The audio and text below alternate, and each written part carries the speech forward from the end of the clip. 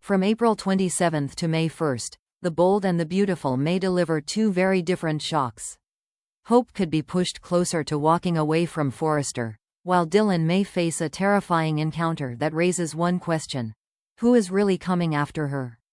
And if these two stories are connected by secrets, timing, and hidden motives, this week may be far more dangerous than it first appears.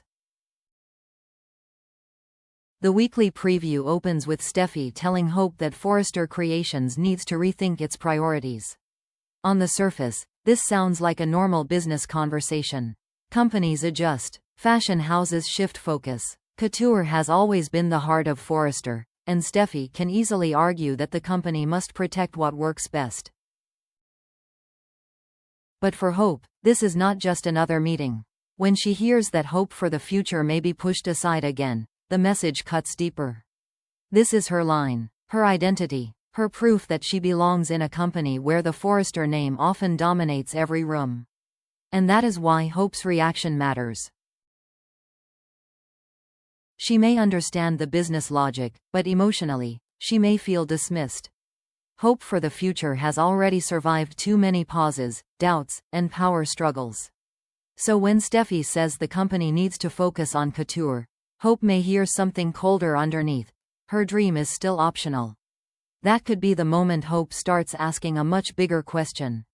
Is she fighting for a future at Forrester, or is she fighting to be tolerated? This conflict is interesting because Steffi is not completely wrong. Forrester Creations is a business. If couture is stronger, more profitable, or more important to the company's image right now, Steffi has every reason to put resources there. She is not just Hope's rival. She is an executive, and executives make hard calls. But the problem is history. Steffi and Hope can never have a clean business conversation. Their families have battled for years. Their personal lives have overlapped too many times. Every decision carries old tension, even when no one says it out loud. So even if Steffi insists this is not personal, Hope may not believe her. And honestly, can Hope fully separate the professional from the personal anymore? Every time Hope begins to rebuild, Steffi seems to be the person deciding how much room she gets. That pattern may be what hurts the most. Not one decision, not one pause, but the repeated feeling that Hope's success depends on Steffi's permission. That kind of frustration does not disappear. It grows quietly. And when it finally breaks, it usually does not break gently. The preview also shows Hope, Liam, Katie, and Bill sharing a celebratory dinner. But the mood may not stay light for long. Katie raises a smart question. Eric's designs were beautiful, but that was only one collection. What comes next? That line may be more important than it sounds. Katie and Bill are trying to build momentum at Logan. They have attention. They have ambition. But they need more than one successful moment. They need a future. They need a brand identity that can last. And Hope may suddenly become the answer. If Hope feels unwanted at Forrester, Katie may see an opportunity. Not in a cruel way, but in a practical way. Hope has experience. She has name recognition. She has a fashion line with emotional value.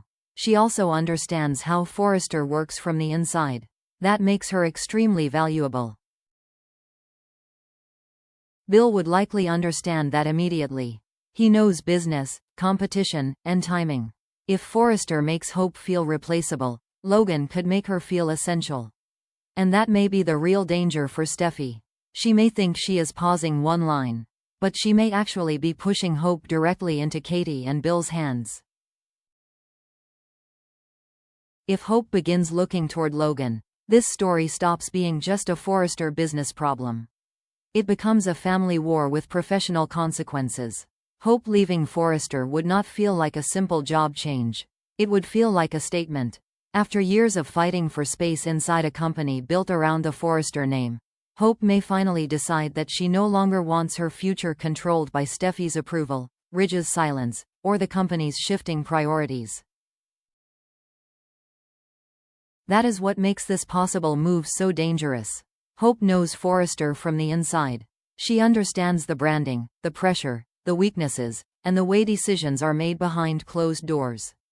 If she brings that knowledge to Logan, Katie and Bill would not just gain a designer with a recognizable line. They would gain someone who understands how to compete with Forrester on a personal level.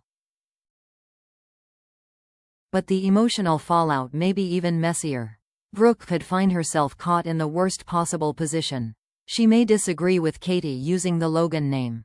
She may still feel that Eric's designs should never have become part of Logan's rise. But if Hope starts leaning toward Katie, Brooke cannot attack the move without also making Hope feel unsupported. That is the trap. Katie may see Hope as the missing piece. Brooke may see danger. Steffi may see betrayal. And Hope may see the one thing Forrester keeps refusing to give her: control over her own future. So if Hope walks through that door, it may not be revenge. It may be independence. And sometimes, independence is what turns a wounded character into a serious rival. While Hope's crisis plays out in boardrooms and family conversations, Dylan's storyline shifts the tone completely. Her danger feels quieter, darker, and more personal. The weekly preview places Dylan inside Forrester Creations, a space that usually represents glamour, ambition, and control. But the moment she hears a noise and calls out for Jamie, that polished world changes. Suddenly, the office does not feel like a workplace anymore. It feels like someone has invaded it. That is why the scene works. Dylan is not in a dark alley. She is not somewhere unfamiliar. She is inside a place where people are supposed to feel safe. So when someone hides behind a rack of dresses and then suddenly jumps out, the shock is not only about the scare. It is about the violation of that safety. And Dylan's reaction may tell us more than the identity of the person. If she screams with that level of fear, it suggests this may not be a random prank. Her panic could mean the person, the voice, or even the method of the scare connects to something she already knows. Something from her past may be coming back in a way she cannot control. That is where the Luna theory becomes tempting for some viewers. If Luna is somehow still alive, Dylan's past accident could turn into revenge. But the more grounded possibility may be Remy Price. Remy's return has already been teased with an unexpected connection to another character. Dylan fits that mystery perfectly. If he is the one hiding in the shadows, then this is not just a jump scare. It is a message. Someone wants Dylan unsettled. Someone wants her afraid. And whoever it is may know exactly where to strike. If Remy is connected to Dylan, then his return may be far more disturbing than a simple comeback. He may not be trying to reconnect. He may be trying to control the moment before Dylan even understands what is happening. The strange phone call already suggested unfinished business. The voice, the timing, the pressure behind those words. It all felt designed to make Dylan nervous before the real confrontation arrived. Now, if the promo scare is connected to that call, it begins to look less like coincidence and more like a calculated build-up. Remy may be testing her reaction. He may want to see whether she still fears him, whether she remembers what happened between them, or whether she is hiding something that he is ready to expose. That kind of behavior would make his return feel psychological rather than physical. He does not need to attack Dylan to shake her. He only needs to remind her that the past is not finished. The possible family connection makes the story even sharper. If Remy is Dylan's half-brother, stepbrother, or someone tied to her childhood, then his behavior may come from old resentment rather than simple revenge. Maybe he believes Dylan abandoned him. Maybe he feels she owes him. Maybe he knows a secret that could damage the life she is trying to build at Forrester. And if he uses a mask or a staged scare, that says something important about his mindset. He is not walking in honestly.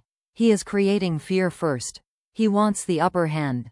He wants Dylan off balance before the truth comes out. That makes him unpredictable, because if Remy is already willing to play games with Dylan's fear, then this first encounter may only be the warning shot. The real secret could be much worse. So this week, the bold and the beautiful may be setting up two major turning points at once. Hope may be pushed toward a career decision that could change the balance between Forrester and Logan. Meanwhile, Dylan may be pulled into a mystery that could expose a disturbing connection from her past. And the real question is this: are these just separate stories, or is B&B quietly building a much larger storm? Because if Hope walks away from Forrester and Dylan's past comes crashing into the present, the week of April 27th could become the beginning of something far more explosive. What do you think? Is Steffi making a smart business move, or is she pushing Hope straight toward Logan? And who do you think is hiding in the shadows to terrify Dylan, Remy, Luna, or someone else entirely? Share your thoughts in the comments, and don't forget to like, share, and subscribe for more The Bold and the Beautiful spoilers and breakdowns.